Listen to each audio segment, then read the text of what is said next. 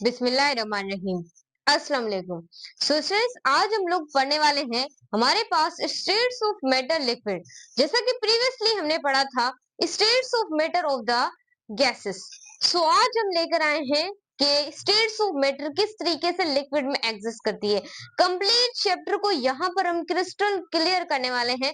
इस one shot के अंदर आपकी ऑल क्वेरीज क्रिस्टल क्लियर हो जाएंगी, क्योंकि आप जिस भी बोर्ड से ताल्लुक रखते हैं, आप सिंध से हैं, पंजाब से हैं, केपीके से हैं, बलोचिस्तान से हैं, सारे स्टूडेंट्स यहाँ से क्रिस्टल क्लियर कर, क्योंकि हम सारी बोर्ड्स को इकट्ठा करके इस चैप्टर को पढ़ने वाले हैं, क्योंकि हम फॉलो कर रहे हैं आपका पीएमडीसी का सिलेबस। जैसा कि स्टूडेंट्स आप लोग जानते हैं कि हमने आप लोगों की बायोलॉजी कंप्लीट करवा दी। ये आप लोग सामने देख सकते हैं 16 चैप्टर मैंने आपको पढ़ा दिया according to the PMDC syllabus. उसके बाद आपकी आती है फिजिक्स, वो भी कंप्लीट 16 चैप्टर अपलोडेड है, आप देख सकते हैं। ये हमारे फिजिक्स की प्लेलिस्ट है, इसमें हमने हर चीज हर एमसीक्यूज को क्लियरली तरीके से एक्सप्लेन, और स्टूडेंट्स की रिक्वेस्ट के साथ साथ कि मैम हमें केमिस्ट्री भी पढ़ाएं, तो इस वजह से आप लोगों के लिए हम केमिस्ट्री लेकर आए हैं। ध्यान में इस टॉपिक को समझना है, क्योंकि जितने क्लियर आपके होते जाएंगे उतना ज्यादा आपको फायदा होगा। अभी तक अगर आप लोगों ने टीच दो यूट्यूब चैनल को सब्सक्राइब नहीं किया तो सब्सक्राइब लाजमी करें, बेल आइकन को प्रेस करें, ताकि आप लोगों से हमारी कोई भी वीडियो मिस ना हो सके। और हमारा व्हाट्सएप चैनल टीच दो को लाजमी ज्वाइन कीजिएगा, लिंक डिस्क्रिप्शन के अंदर है। वहां पर रिपोर्टेड नोट्स, पीडीएफ, एमसीक्यूज हर चीज आपको सेंड की जाती है। बहुत ज्यादा फायदा है, आपका गोल्डन चांस है, और don't miss the golden chance.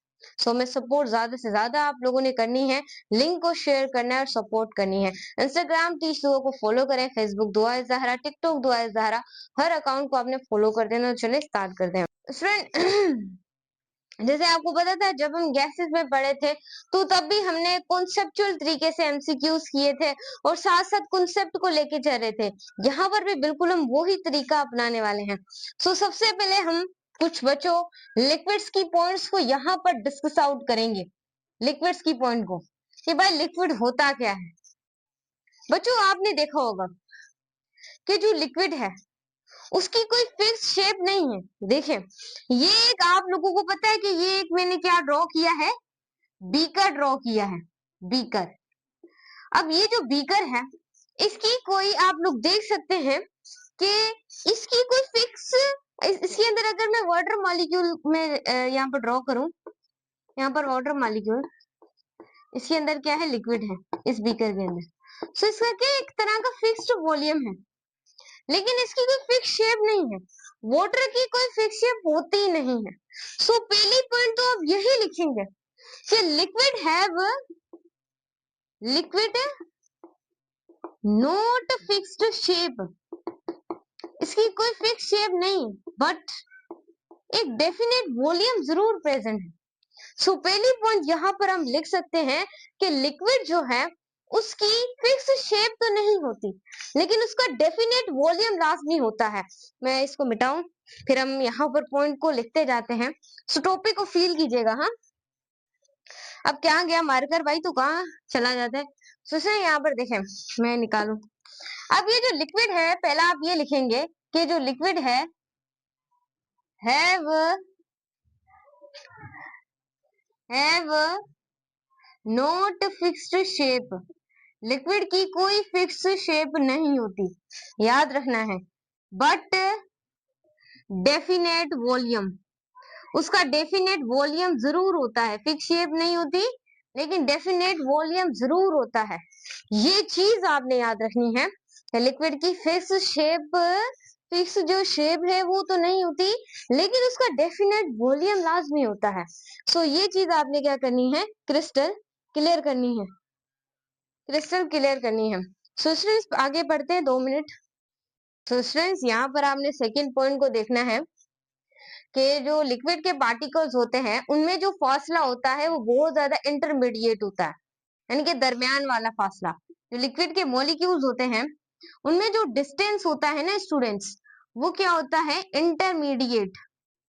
ये चीज आपने याद रखनी है। सो सेकंड पॉइंट आपने ये लिखनी है, जो कि आपको इसके बारे में पता होना चाहिए कि लिक्विड पार्टिकल्स डिस्टेंस, फासला जो होता है वो इंटरमीडिएट होता है, इंटरमीडिएट मीडिएट होता है। मैम हम थर्ड पॉइंट क्या लिखना चाहेंगे? तो लिक्विड के पार्टिकल्स होते हैं, लिक्विड के पार्टिकल्स स्लाइड करते हैं ओवर ईच अदर, यानी कि एक दूसरे के साथ थोड़ा थोड़ा जो पार्टिकल्स है पानी के, वो एक दूसरे के साथ थोड़ा थोड़ा स्टूडेंट क्या करते रहते हैं? स्लाइड करते रहते हैं। ये चीज आपने याद रखनी है कि जो liquid particle are slide to each other. सही हो गया मैं बच्चे? यहाँ पर आप सी लगा दीजिएगा, कॉन्सेप्ट आपको क्लियर हो जाएंगे। अब आप 4 पॉइंट ऐसी क्या लिखेंगे जो कि आपके काम आए? ऐसी क्या पॉइंट लिखेंगे आप लोग? सो मैं हूं ना, किस लिए हूँ? सो ये वाली चीजें आई होप आप लोगों को नजर भी आ रही हो और क्लियर भी हो रही हूँ। सही। और जो लिक्विड के पार्टिकल्स होते हैं उन्हें हम कॉम्प्रेस्ड भी कर सकते हैं। कॉम्प्रेस्ड लिक्विड के जो पार्टिकल्स में यहाँ पे लिख दूं, पार्टिकल को आप क्या कर सकते हैं? कॉम्प्रेस्ड भी कर सकते हैं। सो ये 4th पॉइंट आप लोग लिख सकते हैं, बहुत ज्यादा इंपॉर्टेंट है। उसके बाद स्टूडेंट्स याद रखिएगा, अगर मैं यहाँ कहना चाहूँ,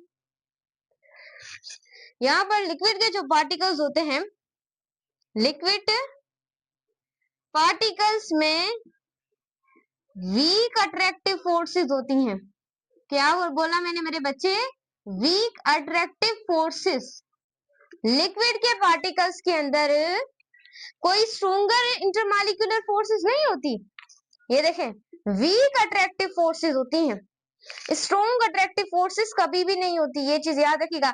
गैसेस में तो बिल्कुल भी नहीं स्ट्रॉन्ग होती, क्योंकि उसके पार्टिकल्स एक दूसरे से बहुत ज्यादा दूर होते हैं। लेकिन लिक्विड की बात करें इसमें वीक होती, लेकिन सॉलिड में सबसे ज्यादा होगी। ये चीज आप लोग पढ़ेंगे। सो इस चीज को आपने क्या रखना है? ध्यान में रखना है। और इसमें जो कोलिजन होती है लिक्विड के पार्टिकल्स में, अब 6 ये लिखेंगे कि लिक्विड का जो पार्टिकल है, लिक्विड के पार्टिकल में जो कोलिजन होती है, याद रखिएगा, वो मोर फ्रीक्वेंटली होती है। मोर फ्रीक्वेंटली होती है, यानी कि जब ये कंटेनर के अंदर कोलाइड करते हैं तो ये क्या करते हैं? मोर फ्रीक्वेंटली तरीके से ये साथ में क्या कर देते रहते हैं? कोलिजन करते रहते हैं लिक्विड के पार्टिकल किसी भी कंटेनर के अंदर। ये चीज आपने याद रखनी है कि गैसेस में मैंने आपको बताया था कि कोलिजन परफेक्टली इलास्टिक होती है, यहाँ पर जो कोलिजन है वो मोर फ्रीक्वेंटली है। सो ये चीज आपने क्या करनी है? याद रखनी है। अब लिक्विड जो है वो शो नहीं करता। क्या शो नहीं करता? वो चीज मैं आपको बताऊंगी। Liquid can not show. Liquid जो है, लिक्विड इंपॉर्टेंट पॉइंट है, देखो नजर आ रहा है नहीं? बाद में आप रिक्वेस्ट ना कर, नहीं ये पॉइंट नजर नहीं आएगी। सो स्टूडेंट्स यहाँ तक आप इसको नोट कर सकते हैं, क्योंकि हम ऊपर वाली पॉइंट को यहाँ से क्या करेंगे? रिमूव करेंगे। इस वजह से आप लोग यहाँ पर देखिएगा, तो मिटा दें, तो चले मिटा देते हैं। सही हो गया? तो सिंस ये पोस्टुलेट्स आपने नोट कर लिए होंगे आई होप, क्योंकि इंपॉर्टेंट थी ये पॉइंट्स लिक्विड के अकॉर्डिंग, क्योंकि ये बहुत ज्यादा इंपॉर्टेंट है। सही हो गया? अब याद रखिएगा कि liquid do not show increase the volume of heating. मैं आपको बताती हूँ इसकी मीनिंग कि जो लिक्विड है, कि जो पता नहीं कौन सी पॉइंट थी, 7 थी आई थिंक। लिक्विड के जो पार्टिकल होते हैं वो डू नॉट शो, भले आप इंक्रीज कर दें वॉल्यूम को, ये इंपॉर्टेंट पॉइंट है, हीट कर करके, यानी आप क्या करते हैं? कोई भी कंटेनर होता है और उस कंटेनर के अंदर फॉर एग्जांपल यहाँ तक हमारा क्या बड़ा हुआ है? यहाँ तक प्रेजेंट है हमारा लिक्विड। इस कंटेनर के अंदर देखिएगा, यहाँ से हमारा क्या फिल है? लिक्विड फिल है इस कंटेनर के अंदर। सही समझ गए आप लोग? सही। अब ये लिक्विड फिल है, अब इस लिक्विड के नीचे मैं यहाँ से इसको हीट एनर्जी देती हूँ। देखें, इसको मैं नीचे से यहाँ से क्या दे रही हूँ? हीट दे रही हूँ। यहाँ से हीट दी, कॉन्सेप्ट को समझिएगा, यहीं से एमसीक्यूज निकलेंगे। डेफिनेशन में से कम आते हैं, थ्योरेटिकल 50 आते हैं, और ऐसे जो कॉन्सेप्चुअल वो भी 15 इसमें से केमिस्ट्री में। इसकी परसेंटेज की बात कर रही हूँ। सही है? हीट किया हम लोगों ने। जैसे ही स्टूडेंट्स हमने इसको हीट किया तो इसके अंदर जो कोलिजन होगी पार्टिकल की, वो क्या हो जाएंगी, वो आपस में ज्यादा से ज्यादा कोलाइड करने लग जाएंगी, और कोलिजन की वजह से मोशन हुआ, और मोशन की वजह से एक एनर्जी प्रोड्यूस होती है। उसको सिंप्लीफाई आप लोग क्या बोलते हैं, आप लोग उससे मुखातिब होंगे, फिजिक्स में मैंने बार बार चिक चिके बताया है, जिसको आप कहेंगे काइनेटिक एनर्जी। और जो काइनेटिक एनर्जी जब इंक्रीज होगी, सो कोलिजन करने की वजह से पार्टिकल्स, यहाँ पर पार्टिकल्स मौजूद है किसके, लिक्विड के, कोलिजन की वजह से यहाँ पर प्रेशर भी एग्जर्ट होगा, प्रेशर एग्जर्ट होगा, और इससे जो कंटेनर का वॉल्यूम है वो भी क्या हो जाएगा, इंक्रीज हो जाएगा। लेकिन यहाँ पर आप देखें, ये लिक्विड के पार्टिकल पर ऐसा लगेगा ही नहीं कि वॉल्यूम इंक्रीज हुआ लिक्विड पर, लेकिन वो जो कंटेनर है उसका वॉल्यूम हीट करने की वजह से बढ़ गया होगा। ये पॉइंट्स को आपने याद रखना है, समझ गए। यही पॉइंट्स हैं जो कि इसके अकॉर्डिंग इंपॉर्टेंट थे। क्लियर है मेरे बच्चे, क्लियर है। यहाँ पर आप लोगों ने देखना है। अब जो कॉन्सेप्ट है ना, वो बड़ा इंपॉर्टेंट होता है इन चीजों का, जो कि अक्सर एग्जामिनर आप लोगों का ऐसे कॉन्सेप्ट्स को आपको बहुत ज्यादा देगा। बी प्रिपरेशन एमडी गेट ई के एक्सपर्टीज आप लोगों ने रहना है। तो यहाँ पर हम सबसे पहले बात कर लेते हैं केमिकल बॉन्डिंग की, क्योंकि हम चलने वाले हैं अपनी लंदन डिस्पर्जन फोर्सेस की तरफ। लेकिन उससे पहले आप लोगों ने कुछ चीजों के बारे में याद रखना है। अब केमिकल बॉन्डिंग वाला जो चैप्टर है बच्चों, वो तो एमडी गेट के अंदर इंक्लूडेड नहीं, लेकिन एक एटॉमिक स्ट्रक्चर रहता है, उसको भी हम जल्दी ही पढ़ेंगे किसी न किसी।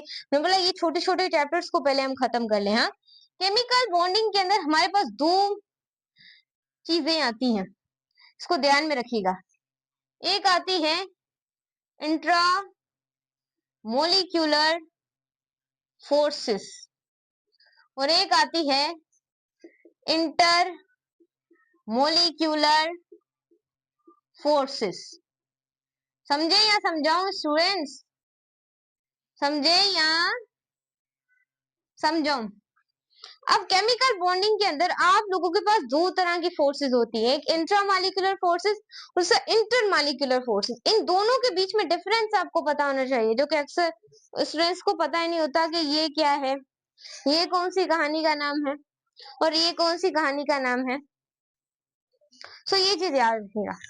इंट्रामॉलिक्यूलर फोर्स इंपोर्टेंट एमसीक्यूज आता है कि किसके दरमियान में होती है, एटम टू एटम के दरमियान जो फोर्सेस पाई जाती हैं वो होती है इंट्रामॉलिक्यूलर फोर्सेस, और जो मॉलिक्यूल टू मॉलिक्यूल फोर्सेस पाई जाती हैं मेरे बच्चे, वो आप लोगों के पास क्या होती हैं, इंटरमॉलिक्यूलर फोर्सेस होती हैं। ये दोनों चीजें जिसको क्लियर है उसे सारी चीजें आगे तक क्लियर ही रहेंगी। तो बी प्रिपरेशन लेना है, सही हो गया। ये क्लियर है, ये क्लियर है।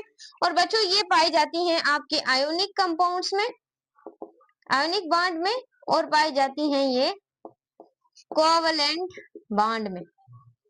क्लियर है। और ये जो इंटरमॉलिक्यूलर फोर्सेस होती हैं, इंट्रामॉलिक्यूलर फोर्सेस याद रखिएगा, ये स्ट्रॉन्ग फोर्सेस होती हैं। क्या होती हैं, स्ट्रॉन्ग फोर्सेस होती हैं। और as compare to intermolecular force, इसके कंपेयर में वीक फोर्सेस होती हैं। ये ध्यान में रखिएगा, ये स्ट्रॉन्ग फोर्सेस और ये वीक फोर्सेस, ये चीज आपने याद रखनी है। इसके अंदर तीन तरह की फोर्सेस आ जाती हैं, सही। फेस स्ट्रॉन्गेस्ट जो इनमें, वैसे तो ये वीकर फोर्सेस हमें पता है, लेकिन सबसे इसमें जो स्ट्रॉन्गर फोर्स होती है वीकर फोर्सेस में, वो होती है हाइड्रोजन बॉन्डिंग। क्या होती है, हाइड्रोजन बॉन्डिंग, सही। और इसमें जो सेकंड हाइड्रोजन बॉन्डिंग से जो वीकर फोर्स होती है वो होती है डायपोल इंट्रैक्शन, सही हो गया। ये चीज आपने याद रखनी है। उसके बाद इससे भी वीक, डायपोल इंट्रैक्शन से भी वीक आती है लंदन डिस्पर्जन फोर्सेस। याद रखिएगा, हाइड्रोजन बॉन्डिंग भी पोलर मॉलिक्यूल के बिटवीन पाई जाती है, डायपोल इंट्रैक्शन भी पोलर मॉलिक्यूल के दरमियान में पाई जाती है, और जो नॉन पोलर के दरमियान में पाई जाती है, ये नॉन पोलर के दरमियान के अंदर है इस वजह से ये वीक फोर्सेस है। कौन सी फोर्स है? London dispersion forces. और ये क्या होती है? एक तरह की वीक फोर्स होती है, क्योंकि ये नॉन पोलर जो मॉलिक्यूल्स होते हैं उनके दरमियान में पाई जाती है। और डायपोल डायपोल इंटरेक्शन ये पोलर मॉलिक्यूल के दरमियान में पाई जाती है। पोलर मॉलिक्यूल के दरमियान में पाने की वजह से मेरे बच्चे याद रखिएगा, ये इसके दरमियान में इंटरमीडिएट स्ट्रॉन्ग होती है, क्योंकि ये सबसे वीक फोर्स है। पर सबसे स्ट्रॉन्गेस्ट जो फोर्स है ना मेरे बच्चे, सबसे स्ट्रॉन्ग है जो कि एमसीक्यूज में भी आता है, वो होती है आपकी हाइड्रोजन बॉन्डिंग। आपने पूरा एक चैप्टर मैंने बायोलॉजिकल मॉलिक्यूल जब पढ़ा रही थी बायोलॉजी के अंदर, सो मैंने आपको वो चीजें बताई थी कुछ इसके बारे में। बायोलॉजिकल मॉलिक्यूल इसके अंदर भी हमने हाइड्रोजन बॉन्डिंग पढ़ी थी। सारी चीजें स्टूडेंट्स हम पढ़ते हैं क्योंकि हम कॉन्सेप्ट को पढ़ते हैं, और जब स्टूडेंट कॉन्सेप्ट को पढ़ते हैं तो सारी चीजें आप लोगों को क्या हो जाती हैं? क्लियर हो जाती हैं। देखो आपको नजर आ रहा है? नहीं, हाँ जी, आपको सारा नजर आ रहा है। सो ये चीजें आपने क्या करनी, याद रखनी है। अब आपको पता तो चल गया कि भाई इंटरमोलिकुलर। अब हम बात करेंगे सिर्फ ये वाली हिस्से की, क्योंकि ये हमारे जो पीएमडीसी है उन्होंने दिया हुआ है। बाकी ये वाला जो हिस्सा है, ये वाला, इसको हम सॉलिड्स के अंदर डिस्कस करते हैं, और ये वाले हिस्से को हम देखेंगे क्योंकि ये हमारा इंक्लूडेड है। सही, ये नेक्स्ट वीडियो के अंदर ये वाला पोर्शन, क्योंकि वो सॉलिड्स के अंदर है, तो सॉलिड्स का पोर्शन अभी हम नहीं पढ़े, क्योंकि आपको पता है कि एक एक चैप्टर ही हम क्रिस्टल क्लियर कर दें, तो ऐसे आपका भी टाइम वेस्ट होगा और हमारा भी। सही है। सो अब आगे चलेंगे हम लोग, तो ध्यान में हर चीज को आप लोगों ने रखना है। सही हो गया? तो चलें, अब आप थोड़ा सा फिर भी समझ लें इंटर मोलिक्यूलर फोर्सेस के बारे में, थोड़ा आप लोग और समझ लें। इंटर मॉलिक्यूलर जो फोर्सेस होती हैं, याद रखना है, याद रखना है, ये अट्रैक्शन होती है मॉलिक्यूल की, attraction of molecules to each other. एक दूसरे के साथ जो मॉलिक्यूल की इंट्रैक्शन होती है उसे हम इंटरमॉलिक्यूलर फोर्सेस कहते हैं। और आप लोगों को ये भी मैंने बता दिया कि ये वीकेस्ट फोर्सेस होती हैं, वीकेस्ट फोर्सेस होती हैं। और बच्चों ये वीकेस्ट से किसकी तरफ जाती हैं? ये याद रखना, एमसीक्यूज आता है, स्ट्रॉन्गेस्ट की तरफ जाती हैं।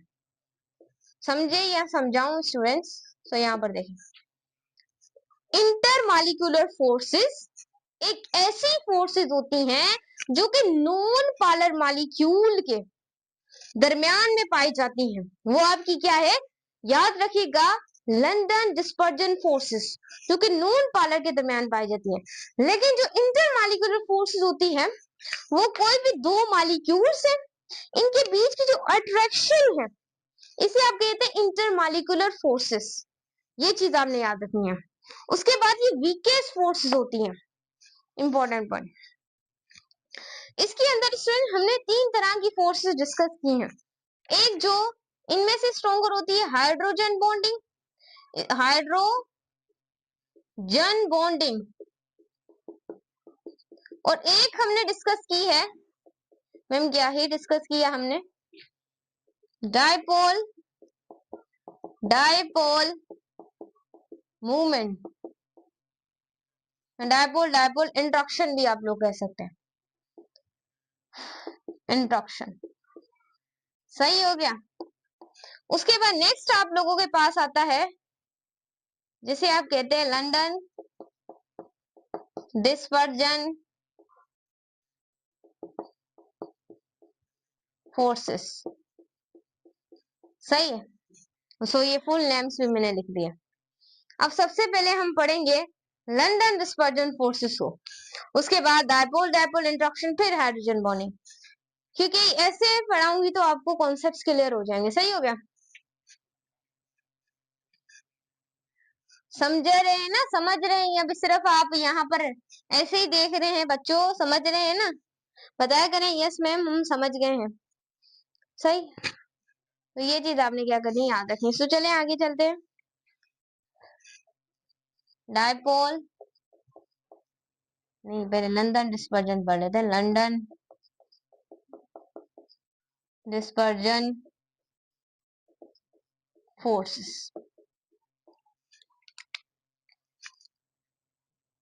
लंदन जो डिस्पर्जन फोर्सेस होती हैं, it is a weak forces. आप ये पॉइंट लिखेंगे, it is a weak forces. ये वीक फोर्सेस होती हैं क्योंकि इट इज बिटवीन, यहां पे ऐसे लिख सकते हैं, it present in non polar molecules. London dispersion forces जो होती हैं वो वीकेस्ट फोर्सेस होती हैं. क्यों वीकेस्ट फोर्सेस होती हैं? क्योंकि नॉन पोलर मॉलिक्यूल के बिटवीन पाई जाती हैं, दरमियान में. उसे सिंपलीफाइड लंदन डिस्पर्जन फोर्सेस कहते हैं. किन किन के अंदर जो लंदन डिस्पर्जन फोर्सेस होती हैं वो प्रेजेंट होती हैं. सही. सो यहाँ पर नाम लिखते हैं, fluorine, chlorine, bromine, iodine, sodium chloride, उसके बाद मीथेन, कार्बन डाइऑक्साइड, हाइड्रोजन. इन सब के अंदर क्या प्रेजेंट होती हैं आप लोगों की? लंदन डिस्पर्जन फोर्सेस प्रेजेंट होती हैं क्योंकि ये नॉन पोलर के दरमियान में क्या होती हैं? लंदन डिस्पर्जन फोर्सेस प्रेजेंट होती हैं. इसमें से कोई भी आप एक एग्जांपल लेकर हम इस कॉन्सेप्ट्स को क्या कर सकते हैं? क्रिस्टल क्लियर कर सकते हैं. ये एग्जांपल आपने याद रखनी है. उसके बाद नेक्स्ट अगर हम लंदन डिस्पर्जन फोर्सेस की बात करें, यहाँ पर सॉलिड्स प्रेजेंट होते हैं. कौन से सॉलिड प्रेजेंट होते हैं? Sublime, Sublime, Sublime solids present Sublime solids यहाँ पर क्या होते हैं? प्रेजेंट होते हैं, जो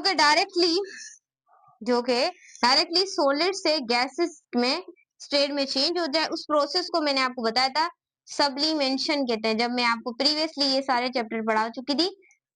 बट अब हम पीएमडीसी के अकॉर्डिंग तैयारी कर रहे हैं, इस वजह से इस प्रोसेस हम सब्लिमेशन कहते हैं. सही है.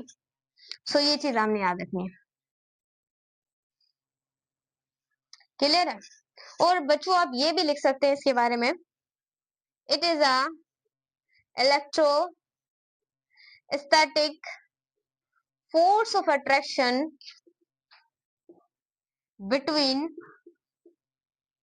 non-polar, इसकी definition, non-polar molecules in limiting time. इसका लंदन डिस्पर्जन फोर्सेस.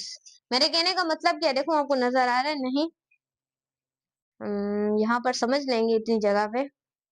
सो समझने की कोशिश करेंगे. सही. बच्चों ये इलेक्ट्रोस्टैटिक फोर्स ऑफ अट्रैक्शन होती है. कैसे मैम? अगर फिजिक्स के अकॉर्डिंग चले, सो इलेक्ट्रो का मतलब होता है इलेक्ट्रिक चार्जेस. इलेक्ट्रिक चार्जेस ये मतलब होता है. और स्टैटिक का मतलब होता है रुकी हुई, जो कि रेस्ट के अंदर है, रुकी हुई चार्जेस. ये एक इलेक्ट्रोस्टैटिक फोर्स ऑफ अट्रैक्शन है जो कि मॉलिक्यूल्स के दरमियान में पाई जा रही है. कौन से हैं? नॉन पोलर मॉलिक्यूल्स हैं. In the limiting time. बच्चों याद रखें, लिमिटिंग टाइम से क्या मुराद है? यानी एक कोई भी कंटेनर है, उसके अंदर पॉजिटिव और नेगेटिव चार्जेस पड़ी हुई हैं. सही. फिर ऐसा टाइम आएगा कि वो चार्जेस आपस में मिलके फिर एक दूसरे के साथ क्या हो जाएंगी? थोड़ी देर के लिए मिल जाएंगी. नॉन पोलर मॉलिक्यूल्स एक दूसरे के साथ मिल जाएंगे. और जब ये नॉन पोलर मॉलिक्यूल्स एक दूसरे के साथ मिल जाएंगे कुछ लिमिटिंग टाइम के लिए, उसके बाद नेगेटिव चार्जेस एक साइड हो जाएंगी और पॉजिटिव जो चार्जेस हैं वो दूसरी साइड हो जाएंगी. सही है. हम एग्जाम्पल यहाँ पर ले लेते हैं, कार्बन डाइऑक्साइड के मॉलिक्यूल की एग्जाम्पल ले लेते हैं. सही. यहाँ पर क्या प्रेजेंट है? Positive charges. यहाँ पर क्या प्रेजेंट है? Negative charges. कार्बन डाइऑक्साइड के अंदर फॉर एग्जाम्पल कुछ ऐसा वक्त आएगा, ये देखें, कोई ऐसा वक्त आया जिसके अंदर ये दोनों चार्जेस एक दूसरे के करीब आ गई, और करीब आ जाने की वजह से यहाँ पर लंदन डिस्पर्जन फोर्सेस क्या हो गई, काज हो गए। और London dispersion forces between present होती है, किसके बिटवीन प्रेजेंट होती है, नॉन पोलर मॉलिक्यूल्स के बिटवीन प्रेजेंट होती है। सो ये चीज याद रखिएगा, सही। अब फिर ये मॉलिक्यूल्स जब आपस में मिल गए, जब ये बहुत ज्यादा करीब होंगे एक टाइम में, तब लंदन डिस्पर्जन फोर्सेस इनके अंदर होगी। जब ये लिमिटिंग टाइम के बाद, जब ये करीब होंगे, तब इनके अंदर लंदन डिस्पर्जन फोर्सेस होंगी। जब थोड़ा सा भी एक दूसरे से दूर चले गए, तो दूर जाने की वजह से अब ये कुछ टाइम के बाद ये इस तरीके से दूर चले जाएंगे। सो दूर जाने की वजह से पॉजिटिव चार्जेस एक जगह पे हो जाएंगी और नेगेटिव जो चार्जेस है वो दूसरी जगह पे हो जाएंगी। कौन सी जगह पे, दूसरी जगह पे हो जाएंगी। सो हम कह सकते हैं कि यहाँ पर क्या प्रेजेंट है, नॉन पोलर मॉलिक्यूल्स के दरमियान में लंदन डिस्पर्जन फोर्सेस क्या है, प्रेजेंट है। ये एक नॉन पोलर मॉलिक्यूल है, देखें, ये एक नॉन पोलर मॉलिक्यूल और ये दूसरा नॉन पोलर, इन दोनों के बिटवीन जो फोर्सेस प्रेजेंट है वो लंदन डिस्पर्जन फोर्सेस है। और जैसे ही एक टाइम के बाद ये आपस में मिलेंगे, फिर साथ में क्या हो जाएंगे, अलग अलग हो जाएंगे। इसे सिंपलीफाइड लंदन डिस्पर्जन फोर्सेस कहते हैं। ये बहुत ज्यादा लिमिटिंग टाइम के लिए होती है, थोड़ी देर के लिए होती है। ये नहीं कि पूरे जिंदगी ये फोर्सेस, ये मॉलिक्यूल जो नॉन पोलर है, ये एक दूसरे के साथ मिले रहते हैं, ऐसा नहीं होता। सो ये चीजें स्टूडेंट्स आपने क्या करनी है, क्लियर रखनी है। सही हो गया, याद रखनी है। अब उसके बाद स्टूडेंट, इसे हम इंस्टेंटेनियस डायपोल भी कहते हैं, लंदन डिस्पर्जन फोर्सेस को। ये चीज आप याद रखिएगा। यहाँ पर स्टूडेंट्स आप लोग इसे कहते हैं इंस्टेंटेनियस डायपोल भी आप लोग इसे कहते हैं, ये चीज याद रखिएगा। और बच्चों यहाँ पर आप लोगों के पास, यहाँ पर अगर हम लिखना चाहें तो यहाँ पर आप लोगों के पास हीलियम भी आ जाता है, नियोन भी आ जाता है, इनके अंदर भी प्रेजेंट आर्गन भी आ जाता है। सो ये चीजें आपने याद रखनी है। सो याद रखिएगा। और बच्चों जब ये डीपोलराइज हो जाते हैं, ये यहाँ पर क्या हो गए, डीपोलराइज्ड, यानी कि अलग अलग। यहाँ पर ये दोनों आपस में मिले तो क्या हो गए हैं, पोलराइज्ड, लिमिटिंग टाइम के लिए। और जब ये दोनों अलग हो गए तो ये डीपोलराइज्ड हो गए, सही। सो यहाँ पर आप लोग लिख सकते हैं। और ये कौन सी डेट में इसने बताया इस बारे में, 1930 के अंदर। सो ये सारी चीजें आप लोगों को पता होना चाहिए। समझ गए आप लोग, समझ गए आप लोग। सो याद रखिएगा। अब अगर साइज एटम और मॉलिक्यूल की बात करें, साइज ऑफ एटम, देखो नजर भी आ रहा है, नहीं बाद में आप रिक्वेस्ट ही ना करते फिर। सो यहाँ पर आप लोगों ने ना थोड़ा सा ध्यान से चीजों को समझना है। सो स्टूडेंट्स वो कौन से फैक्टर्स हैं, इसको बाद में लिखेंगे कि कौन से फैक्टर्स हैं। सॉरी, इसको मिटा देते हैं ना, यहाँ से क्लियर तरीके से पढ़ लेते हैं हम लोग। हम क्यों इतनी मुश्किल से इसको पढ़े ना। सो यहाँ पर स्टूडेंट देखें, इजिली पढ़ लेते हैं मिटा के, सिंपल तरीके से। ये बच्चों गेम है, मुझे तो ये सब्जेक्ट गेम लगती है। जिसको ये गेम समझ आ जाए पढ़ पढ़ के, उसे ये सब कुछ चीजें गेम ही लगती है, आपको पता ही है। आपको भी किसी दिन गेम लगेंगी, देख लीजिएगा ज्यादा पढ़ पढ़ के। फैक्टर्स इफेक्टिंग, जो पढ़ेगा आप हंसेंगे, लंदन डिस्पर्जन फोर्सेस, याद रखिएगा। London dispersion forces directly proportional atomic radius. अब बच्चों अगर मैं सेकेंड ईयर का कॉन्सेप्ट वैसे एटॉमिक रेडियस का बताना चाहूँ, सो एटॉमिक रेडियस की अगर कहानी यहाँ पर करते हैं, मैम कहानी करें आप, एटॉमिक रेडियस। और आपने एक अल्फाज सुना होगा, शील्डिंग इफेक्ट, पढ़ा है सेकेंड ईयर क्लास में। शील्डिंग इफेक्ट क्या है, फोर्स ऑफ अट्रैक्शन होती है मॉलिक्यूल्स के दरमियान में, सही। जब नंबर ऑफ शेल्स क्या हो जाते हैं, इंक्रीज हो जाते हैं। यही तुमने पढ़ा है या नहीं, भूल गए तुम। अब देखो, ऐसे एटॉमिक रेडियस डायरेक्टली प्रोपोर्शन होता है नंबर ऑफ शेल्स के साथ। जितने ज्यादा नंबर ऑफ शेल्स होंगे उतना ज्यादा एटॉमिक रेडियस होगा। यानी कि अगर एटम है, ये पॉजिटिव इसका क्या है स्टूडेंट्स, आपको पता है ये इसका न्यूक्लियस है, इसके गिर्द एटम के क्या है, शेल्स मौजूद है, आप सबको पता है। अब शेल्स के अंदर आपको पता है मेरे बच्चे क्या रिवॉल्व करते हैं, हमारे छोटे छोटे प्यारे प्यारे प्यारे प्यारे मुन्ने शुन्ने इलेक्ट्रॉन, इलेक्ट्रॉन मूव करते हैं, सही है, हमारे इलेक्ट्रॉन इलेक्ट्रॉन इलेक्ट्रॉन इलेक्ट्रॉन, सही। अब इतने कौन बनाएगा, दिमाग फिर जाएगा, इलेक्ट्रॉन। अब जितने ज्यादा नंबर ऑफ शेल्स है उतना एटॉमिक रेडियस है, और उतना ही नंबर ऑफ शेल्स जितने ज्यादा उतना ज्यादा एटॉमिक है, इनवर्सली प्रोपोर्शन एटॉमिक रेडियस, ये भी ध्यान में रखिएगा। ये दोनों चीजें सेकंड ईयर और फर्स्ट ईयर के कॉन्सेप्ट से मिला के दी जा सकती हैं। इनवर्सली प्रोपोर्शन होता है एटॉमिक रेडियस न्यूक्लियर चार्ज के, जितनी ज्यादा किसी भी एटम के अंदर के ऊपर न्यूक्लियर चार्ज होगी, क्या होगी, न्यूक्लियर चार्ज होगी, वो उतना ज्यादा स्ट्रेंथ से उतनी ज्यादा आप लोगों एटॉमिक रेडियस डिक्रीज होगा। ये समझे आप लोग, ये चीज मैंने आपको समझानी थी। क्यों समझानी थी, क्योंकि ये कॉन्सेप्ट है और आपको पता है कि हम कॉन्सेप्ट को छोड़ते नहीं है। आप सब लोगों को पता है कि मैं आपको हर चीज क्लियर करवाती हूँ। सो देखें, हमने जो पढ़ना है वही मिटा दिया माशाल्लाह। अब देखें कहां पर थे, London dispersion forces directly proportion, किसके डायरेक्टली प्रोपोर्शन, अभी आपको बताया था किसके हैं, बता देती हूँ मेरे बच्चे, एटॉमिक रेडियस, अभी आपको बताया। और एटॉमिक रेडियस को आप दूसरा आयोनिक रेडियस भी कहते हैं, इल्म में इजाफे की दुआ पढ़ते हैं ना, ऐसे ही आप लोग याद रखिएगा कि जितना ज्यादा एटॉमिक रेडियस होगा उतनी ज्यादा लंदन डिस्पर्जन फोर्सेस। अगर मैं आपको मेरे बच्चे एक एमसीक्यूज करवा देना चाहूँ कॉन्सेप्ट के लिए, what is highest London dispersion forces, देखें ए ऑप्शन में आपको दे रही हूँ fluorine, B chlorine, C bromine, D iodine, D is iodine. किसके अंदर ज्यादा है जल्दी बताएं आप लोग, किसके अंदर लंदन डिस्पर्जन फोर्सेस ज्यादा होंगी, बताएं मेरे बच्चे, जल्दी बताएं जल्दी बताएं। मैम जो फ्लोरीन है ना, फ्लोरीन वो हम क्या आ रहे हैं, हाईएस्ट से लोवेस्ट की तरफ आ रहे हैं।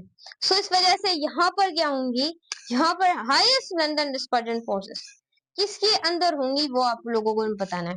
सो वो आप लोगों के पास क्या होगी, फ्लोरीन, ये चीज आयोडीन सॉरी, ये चीज याद रखनी है। समझिए आप लोग, समझिए आप लोग। सो ये वाले कॉन्सेप्ट जो हैं वो आपको याद रखने पड़ेंगे। क्लियर है, देखो आपको क्लियर नजर आ रहा है, बाद में रिक्वेस्ट ही ना करते फिर क्लियर। बच्चों याद रखिएगा जो लंदन डिस्पर्जन फोर्सेस है वो डायरेक्टली प्रोपोर्शन होती है किसके, एरिया ऑफ अ सरफेस, कि सरफेस का जो एरिया है उसके डायरेक्टली प्रोपोर्शन होती है। यानी कि जितना ज्यादा किसी भी मॉलिक्यूल का एरिया होगा उसके अंदर लंदन डिस्पर्जन फोर्सेस ज्यादा होगी। एग्जाम्पल हम यहाँ पर ले लेते हैं मीथेन, और एमसीक्यूज ले लेते हैं, what is the highest London dispersion forces to increase area of surface, सही। ऑप्शन ए में मैं आप लोगों को देती हूँ मीथेन C2H5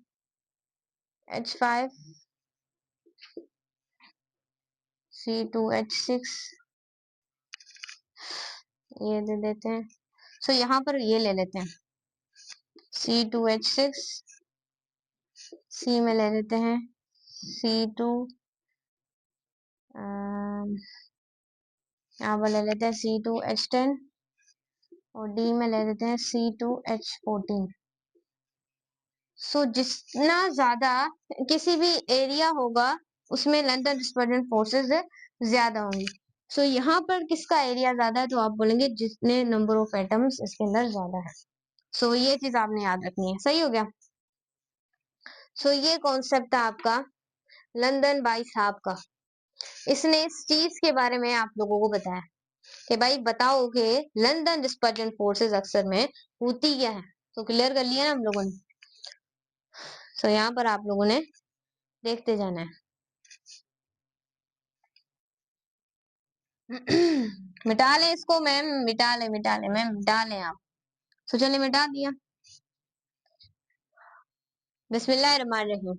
अस्सलाम वालेकुम। सो स्टूडेंट्स, हम पढ़ने वाले हैं आज कि हमारे पास डायपोल मूवमेंट क्या होता है। ये बहुत इंपॉर्टेंट टॉपिक है क्लास 11 बोर्ड्स के स्टूडेंट, एमडी गेट, ई गेट, किस भी बोर्ड से ताल्लुक रखते हैं, सिंध से, पंजाब से, फेडरल से हैं, या फिर आप बलोचिस्तान से हैं, केपीके से, सारे स्टूडेंट यहाँ से क्रिस्टल क्लियर कॉन्सेप्ट को कर सकते हैं।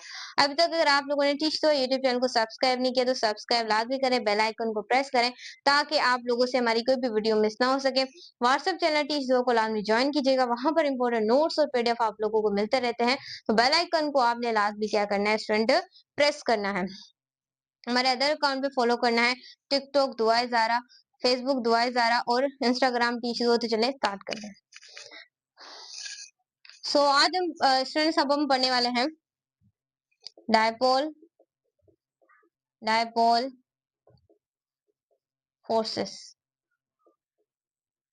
सही, डायपोल फोर्सेस। बच्चों डायपोल जो फोर्सेस होती हैं वो किसके अंदर पाई जाती हैं? पोलर मॉलिक्यूल्स के अंदर। तो हम यहाँ पर लिख सकते हैं it is present on polar molecules. समझ गए? ये कहाँ पर प्रेजेंट होती हैं? पोलर मॉलिक्यूल्स के अंदर प्रेजेंट होती हैं। और याद रखिएगा अगर डेफिनेशन लिखें तो ये फोर्स ऑफ अट्रैक्शन होती है between negative charge and of atom and positive charge and of another atom. बच्चों ये एक तरह की फोर्स ऑफ अट्रैक्शन होती है, यानी कि कोई भी दो मॉलिक्यूल्स हैं, उन दो मॉलिक्यूल्स के दरमियान में एक तरह की क्या होती है? फोर्स ऑफ अट्रैक्शन होती है। पॉजिटिव चार्ज वाले और नेगेटिव चार्ज वालों के जो एटम होते हैं उनकी तरफ ये भी एक तरह की फोर्स ऑफ अट्रैक्शन होती है। ये चीज आपने क्या करनी है? याद रखनी है। क्लियर है आप लोग? ये वाली चीजें याद रखिएगा कि दो मॉलिक्यूल्स के बीच में अट्रैक्शन, दो मॉलिक्यूल्स है उनके बीच में ये क्या है? अट्रैक्शन है। Negative end of the atom and positive end of the atom के दरमियान में वो कौन है? याद रखिएगा डायपोल फोर्सेस होती हैं। जैसे कि अगर बात करें H एंड Cl की, H के ऊपर पॉजिटिव 1 चार्ज होती है, इसके ऊपर माइनस चार्ज होती है। अगर मैं इसके साइड में ही एक दूसरा मॉलिक्यूल ले आऊं, एक दूसरा मॉलिक्यूल ले आऊं, वो भी एक मैं H ले आती हूँ और मैं एक Cl ले आती हूँ। H के ऊपर पॉजिटिव चार्ज, इसके ऊपर क्या है? Negative charge. ये आपने क्लियर करना है। सो यहाँ पर पॉजिटिव और नेगेटिव के बीच में एक फोर्स ऑफ अट्रैक्शन कायम होगी। क्या होगी? फोर्स ऑफ अट्रैक्शन, क्योंकि ये अनलाइक चार्जेस हैं और जो अनलाइक जो चार्जेस होती हैं वो एक दूसरे को अट्रैक्ट करती हैं। अगर सेम चार्जेस होती तो वो रिपेल करती, लेकिन यहाँ पर क्या है? अनलाइक चार्जेस है, इस वजह से वो एक दूसरे को क्या कर रही हैं? ये सेम चार्जेस रिपेल, लेकिन ये क्या? डिफरेंट चार्जेस है। सो इनके दरमियान में एक फोर्स ऑफ अट्रैक्शन कायम हो जाएगी। जैसे कि यहाँ पर अगर देखें, यहाँ पर पॉजिटिव चार्ज है, यहाँ पर नेगेटिव चार्ज है। सो इन दोनों के दरमियान भी क्या प्रेजेंट होगी? आकर फोर्स ऑफ अट्रैक्शन प्रेजेंट होगी ना मेरे बच्चे। नहीं पता? सो नहीं समझे? मजाक कर रहे हैं इस पर। अब यहाँ पर देखें, ये मैंने बहुत अच्छी एग्जांपल दी है कि जो अनलाइक चार्जेस होंगी they can attract to the each other. इस वजह से ये पोलर मॉलिक्यूल इनके दरमियान में क्या प्रेजेंट होगी? Dipole interaction. इतना आप लोगों को आई थिंक कॉन्सेप्ट्स क्या हो, क्लियर हो। सही, अब हम इसे आगे चलते हैं। तो इतना अगर आपने नोट करना है स्टूडेंट्स आप लोग नोट कर सकते हैं, क्योंकि जब हम आगे चलेंगे सो आप लोगों को थोड़ी और चीजों के बारे में भी बताएंगे। इस वजह से आप यहाँ पर इसे क्या कर सकते हैं, नोट कर सकते हैं।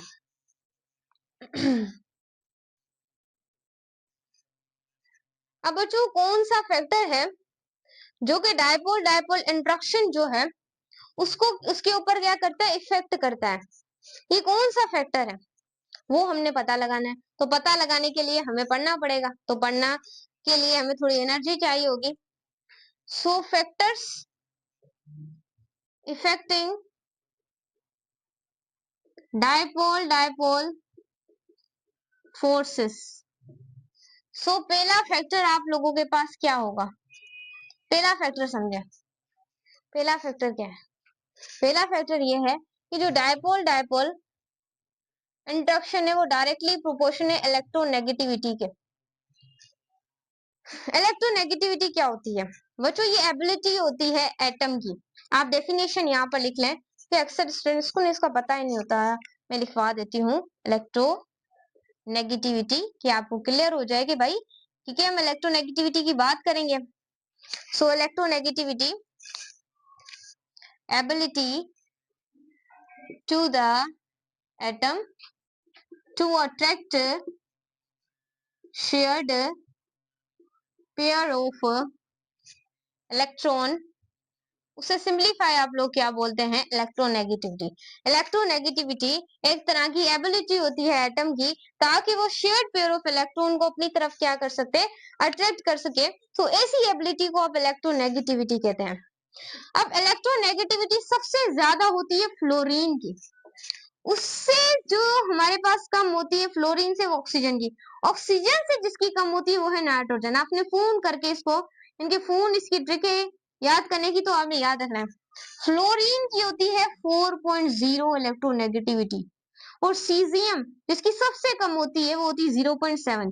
इन दोनों की बच्चों एग्जामिनर एमडी गेट के अंदर पूछी जाती है। सीजियम की होती है 0.7।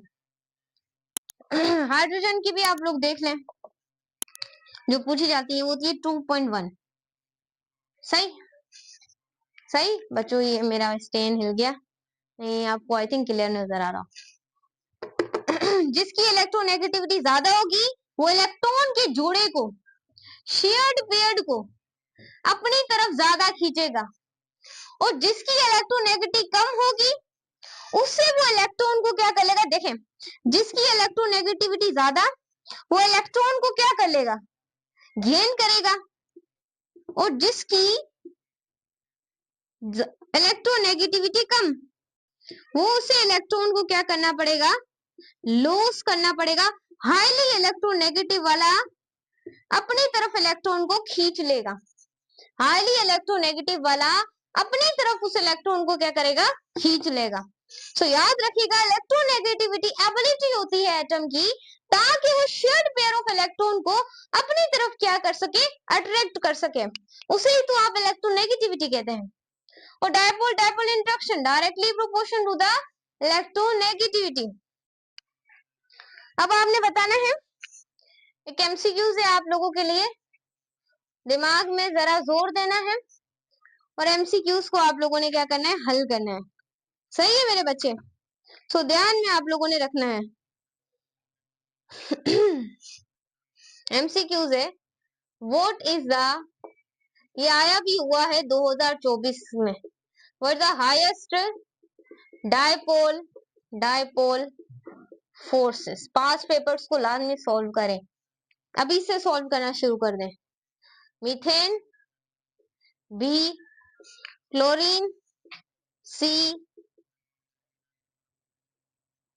हाइड्रोजन आयोडाइड, डी आप लोगों के पास है बी आर। अब इसमें से बताना है कि डायपोल डायपोल फोर्सेस किसके अंदर सबसे ज्यादा होगी। बच्चों इन दोनों को तो मैंने बताया था, क्लोरीन और CH4, इनके अंदर तो लंदन डिस्पर्जन फोर्सेस है, तो ये ऑप्शन तो कतई नहीं हो सकते, ये ऑप्शन तो कतई नहीं हो सकते। ये देखिए मीथेन के अंदर और क्लोरीन के अंदर, मैंने आपको बताया था मीथेन हो, क्लोरीन हो, कार्बन डाइऑक्साइड, सीजियम क्लोराइड हो, यहाँ स्टूडेंट्स फ्लोरीन हो, क्लोरीन हो, फ्लोरीन क्लोरीन, आयोडीन हो, इन सब के अंदर क्या पाई जाती है? लंदन डिस्पर्जन फोर्सेस पाई जाती हैं। और नियोन हो, हीलियम हो, हाइड्रोजन हो, H2 हो, क्रिप्टॉन हो, इन सब के अंदर मैंने आपको बताया था लंदन डिस्पर्जन फोर्सेस, क्योंकि नॉन पोलर है। उसके बाद HI, हाइड्रोजन आयोडाइड, इसके अंदर क्या प्रेजेंट है ma'am? Dipole dipole forces present है इसके अंदर, लेकिन इसके अंदर भी प्रेजेंट है डायपोल डायपोल फोर्सेस। सो बताएं बच्चों, इन दोनों में से डिफरेंस कर कर एक ही ऑप्शन निकलेगा। क्या निकलेगा? एक ही ऑप्शन निकलेगा। सो याद रखें, HI की डायपोल डायपोल फोर्सेस कम होती है ग्रुप के अंदर, जबकि HBr की क्या होती है? ज्यादा होती है। बी प्रिपरेशन है। सही हो गया मेरे बच्चे? सो ये था, देखें again I will tell you, कि जिसकी एग्जाम्पल आपको दी थी मैंने डायपोल डायपोल मूवमेंट्स की, कि जिसकी इलेक्ट्रोनेगेटिविटी ज्यादा होगी वो इलेक्ट्रॉन के जोड़े को अपनी तरफ ज्यादा खींचेगा, और जिसकी इलेक्ट्रोनेगेटिविटी कम होगी वो इलेक्ट्रॉन के जोड़े में से क्या करेगा? उस बेचारे की कोई इज्जत ही नहीं होगी, वो इलेक्ट्रॉन बेचारे को लॉस करता रहेगा, और गेन वो करेगा जिसकी इलेक्ट्रोनेगेटिविटी ज्यादा होगी। ये इंपॉर्टेंट पॉइंट्स है, तो बी प्रिपरेशन रहना है, नोट करें और आगे चलें। मैं पानी भी पी लूं और आप जब तक नोट भी कर लें। आई होप आप लोगों ने नोट कर लिया हो। नोट करें स्टूडेंट, जल्दी नोट करें, टाइम नहीं है इतना। तो सीधा अभी हम आगे चलेंगे। बाकी टॉपिक्स इतने बड़े नहीं है, वो तो बस शुरू होंगे और खत्म हो जाएंगे। सही, यहाँ पर लिखते हैं हमारी प्यारी सी टर्म, क्योंकि सबसे स्ट्रोंगर है हाइड्रोजन बॉन्डिंग।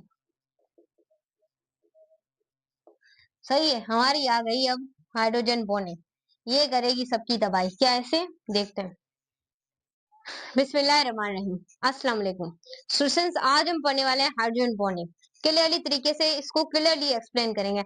आप क्लास 11 बोर्ड्स के स्टूडेंट्स हैं, एमडीकेट के हैं, ईकेट के सारे यहाँ से हाइड्रोजन बॉन्डिंग को पढ़ सकते हैं। आप जिस भी बोर्ड से ताल्लुक, आप जिस से हैं, पंजाब से हैं, केपीके से, बलोचिस्तान से हैं, सारे स्टूडेंट्स यहाँ से पढ़ सकते हैं। किसको पढ़ सकते हैं? हाइड्रोजन बॉन्डिंग को। अभी तक अगर आप लोगों ने टीच दो यूट्यूब चैनल को सब्सक्राइब नहीं किया तो सब्सक्राइब लाजमी करना है, बेल आइकन को प्रेस करना है, ताकि आप लोगों से हमारी कोई भी वीडियो मिस ना हो सके। हमारा व्हाट्सएप चैनल टीच दो को लाजमी ज्वाइन कीजिएगा, वहां पर इंपोर्टेंट नोट्स और पीडीएफ आप लोगों को मिलते रहते हैं, लिंक डिस्क्रिप्शन के अंदर है। हमारा जो इंस्टाग्राम है टीच दो, उसे भी लाजमी फॉलो करना है, फेसबुक पर भी हमें लाजमी फॉलो करना है, दुआ ज़ारा, और टिकटॉक पे भी। तो चले स्टार्ट करते हैं। हाइड्रोजन बॉन्डिंग, हाइड्रोजन बॉन्डिंग क्या है? किसी को पता है कि भाई हाइड्रोजन बॉन्डिंग कौन सी बला का नाम है? तो यही बला के बारे में आज हम पढ़ने वाले हैं। Hydrogen bonding, it is a strongest intermolecular force.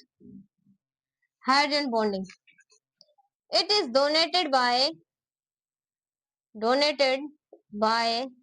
dot. इसको हम कुछ इस तरीके से क्या करते हैं? डिनोशन करते हैं। किसकी डिनोशन करते हैं? हाइड्रोजन बॉन्डिंग की। देखो आपको क्लियर नजर आ रहा है? नहीं? स्टूडेंट्स, आई होप आपको सही नजर आ रहा हो। जो थर्ड पॉइंट है, याद रखिएगा बच्चों, ये मतलब कि एक तरह की टाइप होती है। किसकी टाइप होती है? टाइप ऑफ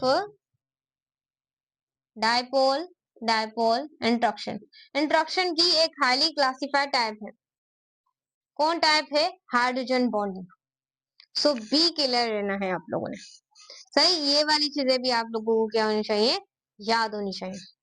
उसके बाद ये प्रेजेंट होती हैं पोलर मोलिक्यूल्स के बिटवीन, लेकिन is not present non polar molecule.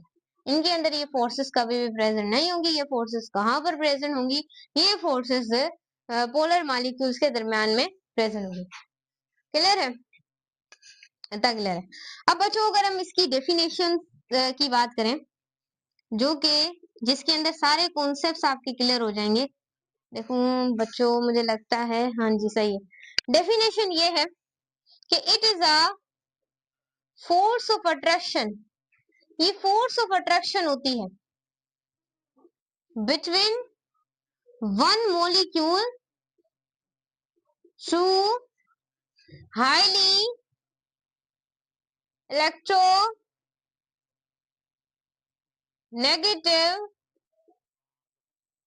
Atom, highly electronegative atom to another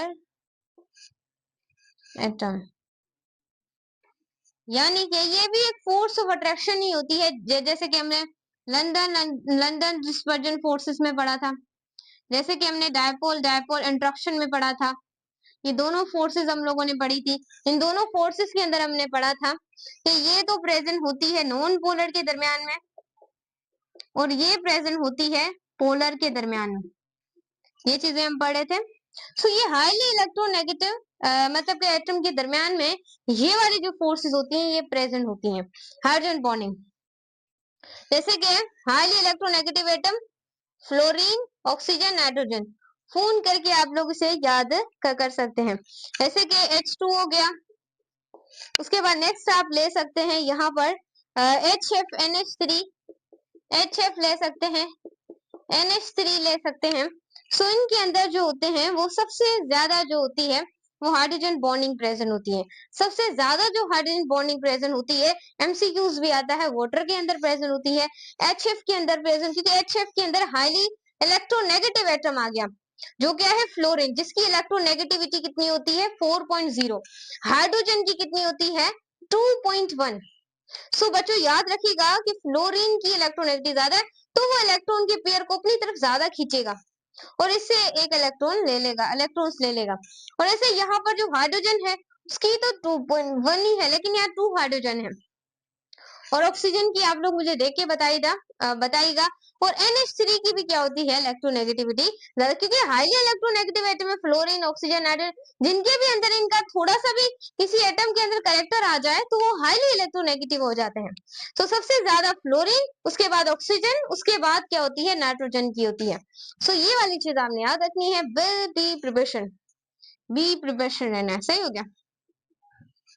सो ये चीज आपने याद रखनी है कि ये फोर्स ऑफ अट्रैक्शन ही होती है one molecule to the highly electronegative atom to the another atom। फिर से हिल गया स्किन, फिर से हिल गया। मेरी फुट लग जाती है ना इसको, ये बेचारा हिल जाता है। सो मैं इसको थोड़ा नीचे कर दूं ताकि आपको ये दिखाई दे, सही है। सो ये याद रखिएगा इनकी सबसे ज्यादा क्या होती है इलेक्ट्रोनेगेटिविटी होती है, और जिसकी जितनी ज्यादा इलेक्ट्रोनेगेटिविटी होगी वो उसको उतनी तरफ अपनी तरफ ज्यादा खींचेगा। सो याद रखना है आप लोगों ने। अब डेली लाइफ जो आप इस्तेमाल करते हैं वो मैं आपको बताती हूँ हाइड्रोजन बॉन्डिंग कहाँ कहाँ प्रेजेंट होती है। याद रखिएगा water is essential of human being. आपको पता है पानी हम ड्रिंक करते रहते हैं काफी पर्पसेस के लिए, ऑर्डिनरी टेम्परेचर के ऊपर। उसके बाद इसमें प्रेजेंस होती है हाइड्रोजन बॉन्डिंग।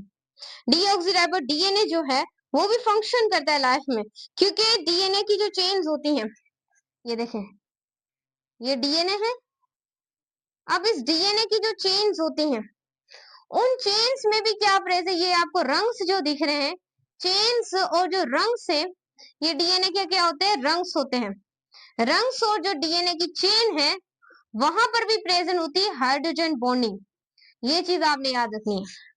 उसके बाद cleaning action of soap detergent, आप लोगों के पास जो सोप होते हैं साबुन उनके अंदर भी प्रेजेंट है। उसके बाद ये जो विस्कस मटेरियल्स होते हैं, जो पेंट होते हैं, जो विस्कस मटेरियल, यानी कि ये प्रेजेंट मैं यहाँ पर मिटाऊं पहले, देखिएगा यहाँ पर सही। अब देख ये जो हमारे पास याद रखिएगा जो विस्कस मटेरियल होते हैं वहां पर भी प्रेजेंट होती है हाइड्रोजन बॉन्डिंग। जो विस्कस मटेरियल होते हैं वहां पर भी हाइड्रोजन बॉन्डिंग क्या होती है प्रेजेंट होती है। ये चीज है। विस्कस का मतलब है जिसके अंदर विस्कोसिटी प्रेजेंट हो। विस्कोसिटी क्या होती है? रेजिस्टेंस होती है टू फ्लो ऑफ फ्लूइड। अगर हम फिजिक्स की तरफ चलें तो ये फ्लूइड को फ्लो करने की रुकावट। ऐसे ही है मोलिक्यूल्स में क्या होती है, ये रुकावट बनती है। इसे आप विस्कोसिटी, विस्कस के जो मतलब कि गहराई वाले होंगे, जैसे कि शहद हो गया, हनी बी हो गया, उसके अंदर भी हाइड्रोजन बॉन्डिंग प्रेजेंट होगी। उसके बाद अगर आगे चलें तो ये पॉलिस्टर नायलॉन के जो कपड़े होते हैं, लड़के लड़कियां खरीदती है नायलॉन के कपड़े, यानी कि क्लोथ जो होते हैं, उसके अंदर भी क्या प्रेजेंट होती है? Hydrogen bonding. मैम हम कपड़े खरीदने तो नहीं जा रहे, फिर ये कहां से आ गई नई आफत। बस आ गई, क्या करें। और बच्चों बच्चों बच्चों क्लियर हुआ आप लोगों को? सो यही चीजें थी जो कि हाइड्रोजन बॉन्डिंग की इंपॉर्टेंस थी। याद रखिएगा विस्कस के अंदर भी प्रेजेंट होती है, और डीएनए की एमसीक्यूज आता है, रिंग्स के अंदर और चेन्स के अंदर भी हाइड्रोजन बॉन्डिंग प्रेजेंट होती है। सोप के अंदर भी प्रेजेंट होती है। सो स्टूडेंट्स अब हम पढ़ने वाले हैं एवापोरेशन को। सो हमारे पास एवापोरेशन क्या होती है? हम डिगेट के अंदर इंक्लूडेड पीएमजीसी पूछ रही है, बच्चों को बताएंगे एवापोरेशन क्या होती है। याद रखिएगा इंपॉर्टेंट एमसीक्यूज भी। एवापोरेशन डेफिनेशन बाद में रखेंगे। ये एक फिजिकल प्रोसेस होता है। कौन सा प्रोसेस होता है? फिजिकल प्रोसेस होता है। और याद रखिएगा ये एक एंडोथर्मिक प्रोसेस होता है। This is a endothermic process. इसके अंदर इंथाल्पी की वैल्यू जो होती है, इंथाल्पी वो क्या होती है? नेगेटिव होती है। Delta H value is negative, क्योंकि यहाँ पर स्ट्रेस आपको हीट क्या होती है, इस तरीके से जाया होती है। एंडोथर्मिक प्रोसेस जिसमें हीट रिलीज होती है, और जिसमें एब्जॉर्ब होती है वो एक्सोथर्मिक, सॉरी ये एक एंडोथर्मिक प्रोसेस है। This is a endothermic process. इसके अंदर जो आपकी डेल्टा एच की वैल्यू होगी, सॉरी वो पॉजिटिव होगी। समझे? मुझे लगा ये मैंने एक्सो लिख दिया। अब जो थर्ड है उसको भी आपने ध्यान में रखना है कि ये एक स्पॉन्टेनियस प्रोसेस है। ये बहुत ज्यादा जल्दी हो जाता है कि स्पॉन्टेनियस प्रोसेस है। ये चीज आपने क्या करनी है, याद रखनी है। और फोर्थ इसे आप कहते हैं, ये इसको आप सरफेस फेनोमिना भी कहते हैं, एवापोरेशन को। सो ये चीज भी आपने याद रखनी है कि एवापोरेशन को हम क्या बोलते हैं? सरफेस फेनोमिना भी कहते हैं, और सरफेस फेनोमिना को भी आप एवापोरेशन कहते हैं। अब सिंपल आप पढ़ेंगे कि एवापोरेशन होती क्या है। बच्चों अगर मैं यहाँ पर इसकी डेफिनेशन लिखकर आपके कॉन्सेप्ट को क्रिस्टल क्लियर करना चाहूँ, सो मैं यहाँ पर कुछ ही पॉइंट में आपको डिफाइन कर दूंगी कि evaporation it is a state जिसके अंदर liquid is change to a vapours. कि लिक्विड किस में चेंज हो जाए वेपर्स की फॉर्म में। सो उस फॉर्म को आप कहते हैं एवापोरेशन। वैसे तो ये लिखते हैं, लेकिन आप इसको और डिटेल में लिख सकते हैं कि higher temperature liquid are converted to the vapours, liquid convert हो जाए वेपर्स में, and highly kinetic energy attend हो जाए मॉलिक्यूल्स में, उसे भी आप सिंप्लीफाई क्या बोलते हैं? Evaporation. Evaporation at high temperature के ऊपर liquid is converted to the vapours. Liquid किस में कन्वर्ट हो जाए? वेपर्स में कन्वर्ट हो जाए। ये चीज आपने क्या करनी है, याद रखनी है। उससे काइनेटिक एनर्जी इंक्रीज हो जाए on the surface is called evaporation. Evaporation एक ऐसी स्टेट होती है जहां पर आपकी लिक्विड कन्वर्ट होता है, कहां पर? वेपर्स में, या आप कह सकते हैं सिंपल गैसेस में। उसे आप सिंप्लीफाई क्या बोलते हैं? एवापोरेशन कहते हैं। सो बी क्लियर देना है आप लोगों ने कि एवापोरेशन किसी भी हाई टेम्परेचर पर लिक्विड कन्वर्ट हो जाए वेपर्स में, काइनेटिक एनर्जी इंक्रीज हो जाए, उसे सिंप्लीफाई आप कहते हैं एवापोरेशन। क्लियर हो गया एवापोरेशन का कॉन्सेप्ट। सो ये चीजें आप लोगों को पता होनी चाहिए कि एवापोरेशन अक्सर होती क्या है, सो आपको पता चल गया। इसके बाद आपके पास दो तरह के लिक्विड होते हैं, टू टाइप्स ऑफ लिक्विड। एक आप लोगों के पास होते हैं वोलेटाइल लिक्विड और एक आप लोगों के पास होते हैं नॉन वोलेटाइल लिक्विड। दो तरह के लिक्विड आप लोगों के पास प्रेजेंट होते हैं। वोलेटाइल लिक्विड ऐसे लिक्विड्स होते हैं, याद रखिएगा, इंपॉर्टेंट पॉइंट बता रही हूँ, इंपॉर्टेंट पॉइंट। वोलेटाइल लिक्विड आप लोगों के हाईएस्ट टेम्परेचर पर होते हैं और non volatile is the lowest temperature. देखो आपको क्लियर नजर आ रहा है नहीं? स्टूडेंट्स आपको क्लियर नजर आ रहा है? सो वोलेटाइल जो लिक्विड होते हैं वो हाईएस्ट टेम्परेचर भी कह सकते हैं या हाईएस्ट रेट ऑफ वेपराइजेशन भी आप लोग कह सकते हैं। सही, हाईएस्ट रेट ऑफ वेपराइजेशन भी आप लोग इसे कह सकते हैं। उसके बाद नॉन वोलेटाइल लिक्विड को आप लोवेस्ट रेट ऑफ वेपराइजेशन भी आप लोग कह सकते हैं, कि जिसमें सबसे ज्यादा स्टेट चेंज हो रही हो। कैसे स्टेट चेंज हो रही हो लिक्विड से ज्यादा गैस में स्टेट चेंज हो रही हो, वो वाले वोलेटाइल लिक्विड्स होते हैं।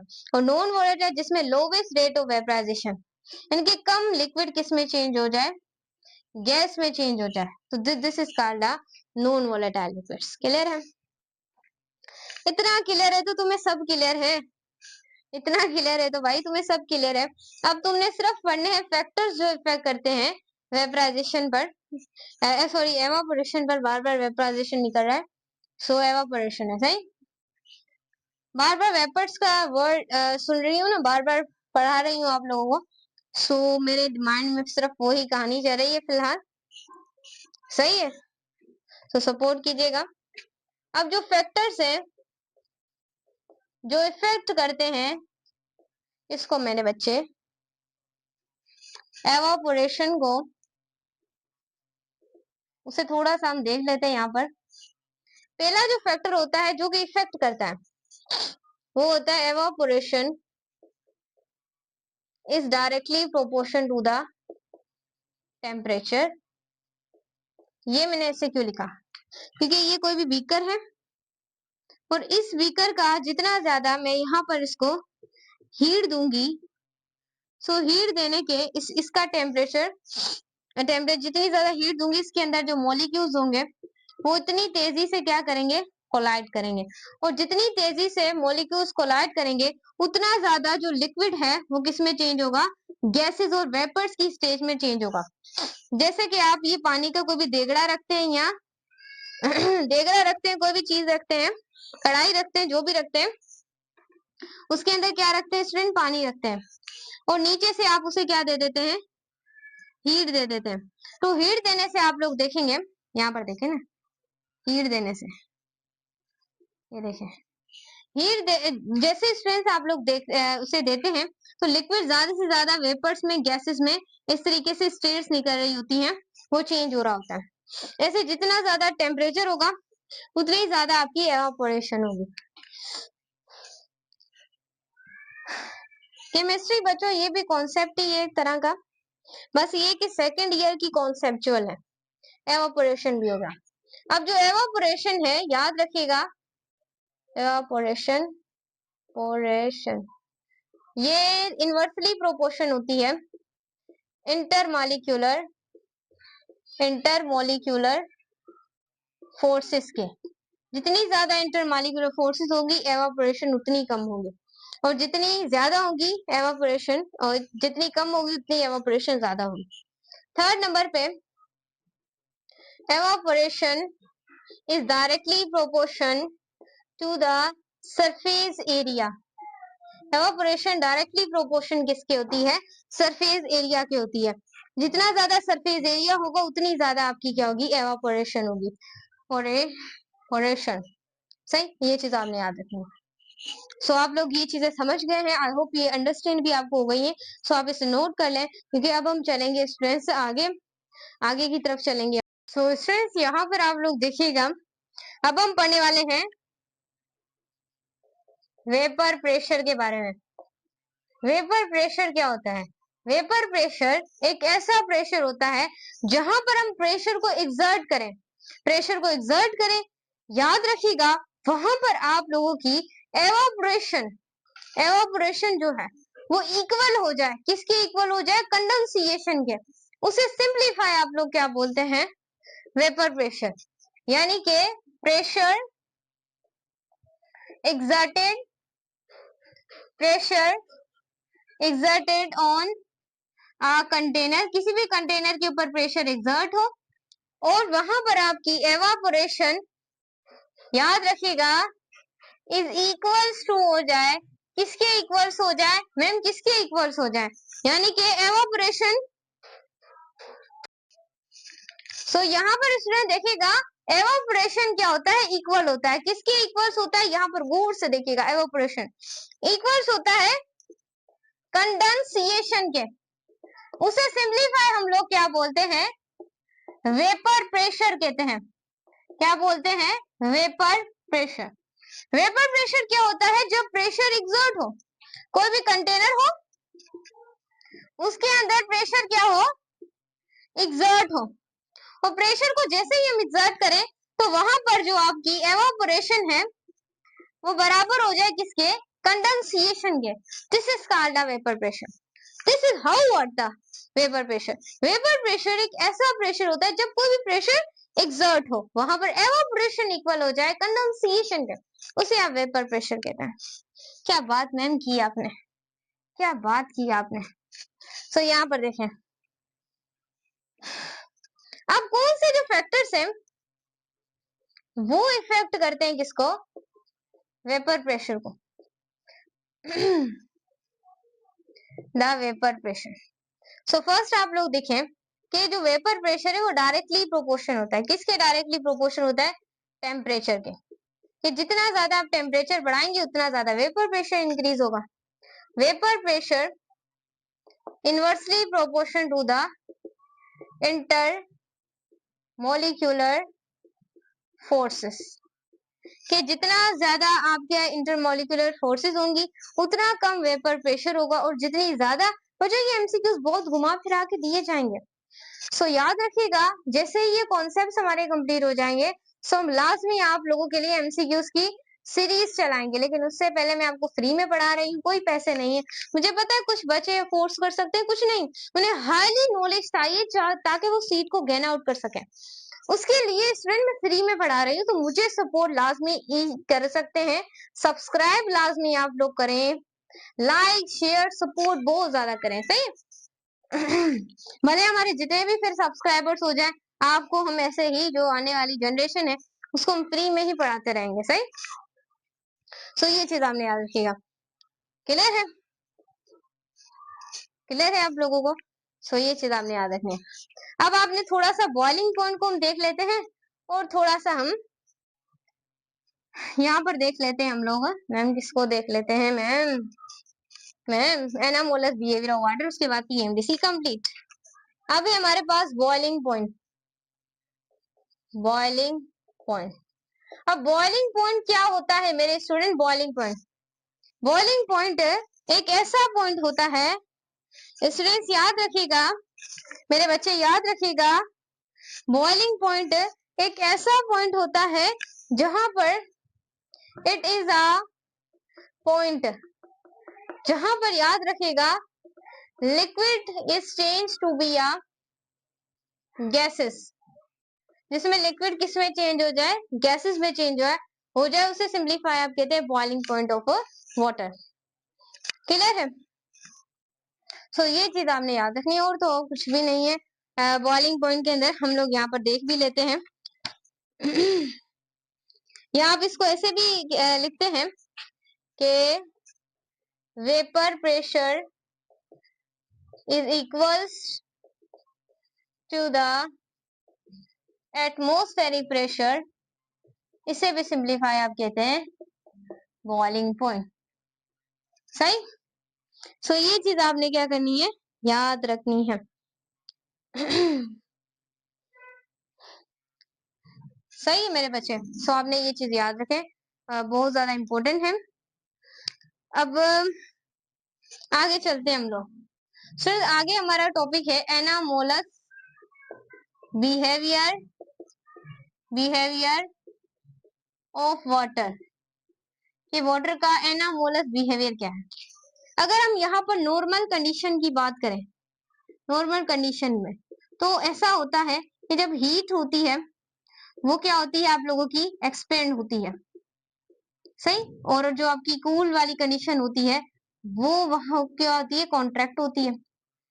सही। लेकिन जब वाटर अपना एनामोलस बिहेवियर करता है 0 सेंटीग्रेड से, तो जब 4 सेंटीग्रेड जब चला जाता है तो वाटर का एनामोलस बिहेवियर होता है, एनामोलस बिहेवियर। इसमें फिर स्टूडेंट क्या होता है कि जो हीट होता है होना तो नॉर्मल कंडीशन में ऐसे चाहिए, लेकिन क्या हो जाता है हीट में कॉन्ट्रैक्ट हो जाते हैं पार्टिकल्स, और कूलिंग कंडीशन में जो पार्टिकल्स हैं